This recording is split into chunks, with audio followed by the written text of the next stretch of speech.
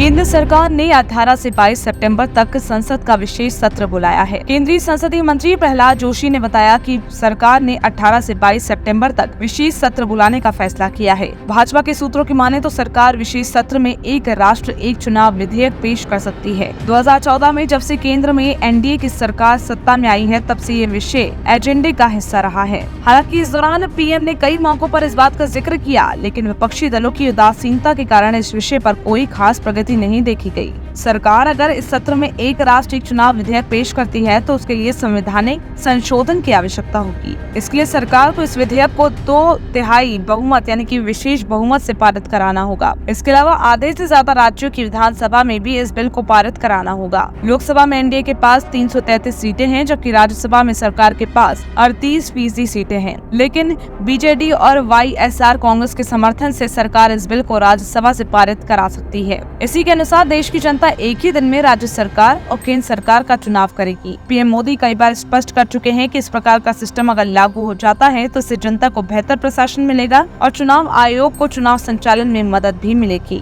इसके साथ ही सरकारी खजाने में भी धन की बड़ी बचत होगी। आपको बता दें, भारत में 1963 में एक साथ चुनाव होते रहे हैं। हालांकि इसी बीच कुछ राज्यों में सरकारें भंग हो जाने के बाद इसे आगे बढ़ाना संभव नहीं हो पाया है। इसके अलावा कई राज्यों का निर्माण 1963 के बाद हुआ। वहीं इस दौरान देश में कई गठबंधन सरकारें रहीं, जिससे इस अवधारणा को फिर से लागू करना संभव नहीं हो पाया है। आपको ये भी बता दें कि इस अवधारणा का सबसे ज्यादा विरोध क्षेत्रीय पार्टियों ने किया। आम आदमी पार्टी, राकंपा, बसपा, सपा, सीपीआई समेत दक्षिणी की अनेक पार्टियां इस बिल में विरोध पर रहीं। क्षेत्रीय दलों का तर्क, इस नई चुनावी व्यवस्था से हमारा अस्तित्व ही समाप्त हो जाएगा। वहीं राष्ट्रीय दलों को अनुसूचित लाभ मिल सकता है और इसके अलावा उनका तर्क है कि अगर केंद्र सरकार गिरती है तो राज्य की विधानसभाओं का आखिरकार क्या ही होगा। चुनाव से जुड़ी हर खबर पर हम आपको अपडेट देते रहेंगे, लेकिन तब तक के लिए आप हमारे चैनल को लाइक, शेयर और सब्सक्राइब करना ना भूलें।